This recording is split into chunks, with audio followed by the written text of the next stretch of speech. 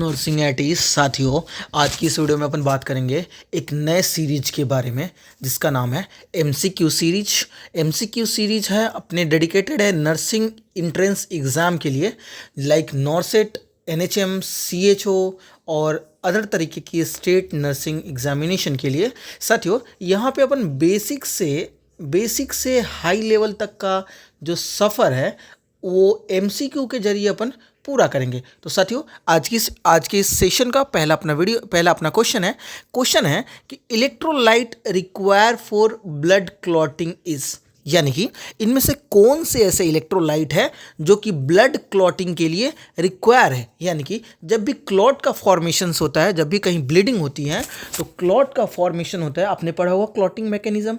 तो clotting mechanism या clot factor में कौन से इलेक्ट्रोलाइट रिक्वायर्ड है, कौन से इलेक्ट्रोलाइट रिक्वायर्ड है। तो आपको पता ही है, पोटेशियम, सोडियम, कैल्शियम, ये सारे जो क्या है इलेक्ट्रोलाइट है। तो देखिए, इसमें से जो कैल्शियम है बच्चों, कैल्शियम क्या है, one of the most important जो है इलेक्ट्रोलाइट्स है, जो कि रिक्वायर्ड किसके लिए है, क्लॉटिंग फैक्टर के लिए, यानी कि ब्लड के क्लॉट बनने के लिए रिक्वायर्ड है। अगला क्वेश्चन है कि vitamin require for blood clotting is, यानी कि इनमें से कौन से ऐसे विटामिन है जो कि रिक्वायर है किसके लिए बच्चों, क्लॉटिंग के लिए रिक्वायर है। तो आपने सुना होगा विटामिन के जो है, आपका जो विटामिन के है, विटामिन के किसके लिए है, विटामिन के जो है वो क्लॉटिंग के लिए रिक्वायर्ड है। साथियों, विटामिन के आप जब छोटे बच्चे जब होते हैं, जब बच्चे बॉर्न लेते हैं, उस समय में विटामिन के का जो है वो इंजेक्शन उनको लगाया जाता है, क्योंकि उनका जो गट होता है उनके गट के नॉर्मल फ्लोरा में क्या होता है बच्चों, विटामिन के जो है नहीं पाई जाती, इसलिए उन्हें विटामिन के का इंजेक्शन लगाया जाता है ताकि क्लॉटिंग जो मैकेनिज्म है उनके बॉडी में वो एक्टिवेट हो पाए। अगला क्वेश्चन है blood cell formed at organ, यानी कि ब्लड सेल जो होता है किस ऑर्गन में फॉर्म्ड होता है बच्चों। ठीक है, तो ब्लड सेल जो होता है किस ऑर्गन में फॉर्म होता है, तो ब्लड सेल जो होता है वो कहाँ होता है, रेड बोन मैरो में फॉर्म होता है। एडल्ट में क्या होता है बच्चों, एडल्ट में जो होता है वो रेड बोन मैरो में क्या होता है, फॉर्म होता है। अगला है blood cell which is responsible for the coagulation is, इनमें से कौन सा ब्लड सेल जो है वो रिस्पॉन्सिबल होता है ब्लड के कोगुलेशन के लिए, तो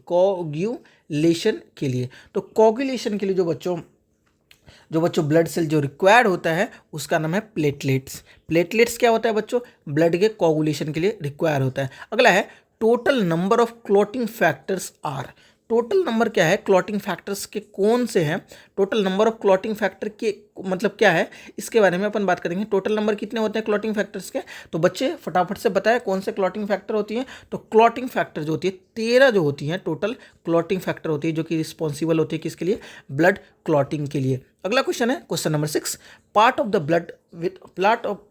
blood without cell and protein is known as, बिना ब्लड का वैसा पार्ट जो कि बिना ब्लड सेल का और बिना प्रोटीन का हो, उसे हम क्या कहेंगे बच्चों। ठीक है, उसे अपन क्या कहेंगे, उसे अपन क्या कहते हैं बच्चों, सीरम कहते हैं बच्चों। क्या कहते हैं बच्चों, सीरम कहते हैं। देखो, जब ब्लड में से क्या करते हैं, ब्लड सेल जिसे हम फॉर्म्ड एलिमेंट भी कहते हैं, फॉर्म्ड एलिमेंट या ब्लड सेल या फॉर्म्ड एलिमेंट, और प्रोटीन को जब हम क्या करते हैं बच्चों, प्रोटीन को जब हम क्या करते हैं, घटा देते हैं, प्रोटीन को जब निकाल देते हैं, तो ब्लड में जो पार्ट बचता है उसको हम क्या कहते हैं बच्चों, सीरम कहते हैं। क्या कहते हैं, सीरम कहते हैं। अगला है most sensitive cell to hypoxia, hypoxia क्या होती है बच्चों, जब ऑक्सीजन की कमी हो जाती है ब्लड में, उसको कहते हैं हाइपोक्सिया।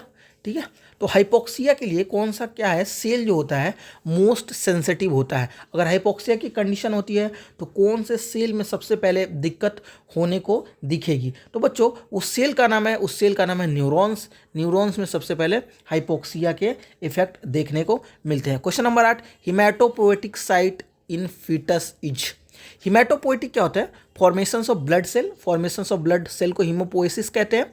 आपने यहाँ पे देखा कि जो एडल्ट होते हैं उसमें कौन सा होता है, उसमें रेड बोन मैरो होता है जहाँ पे ब्लड सेल का फॉर्म होता है। लेकिन अब हम बात कर रहे हैं बालक की, यानी कि छोटे बच्चों की बात कर रहे हैं, फीटस की बात कर रहे हैं। तो फीटस में जो होगा हिमेटोपोएटिक जो स्थान होंगे, हिमेटोपोएटिक का जो जगह होगा वो साथियों डिफरेंट जगह पे होती है। तो हिमेटोपोएटिक जो है बालकों में, फीटस में कहाँ पे होता है बच्चों?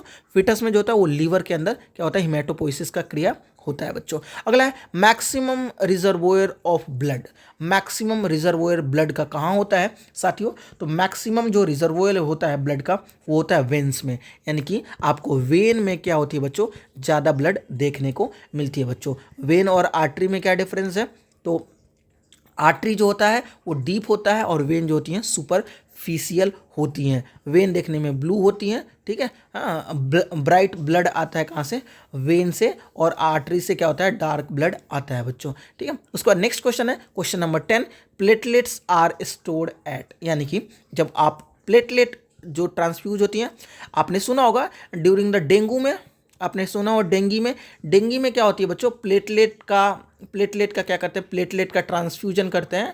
होल, एक तो होता है whole blood transfusion, whole BT blood transfusion.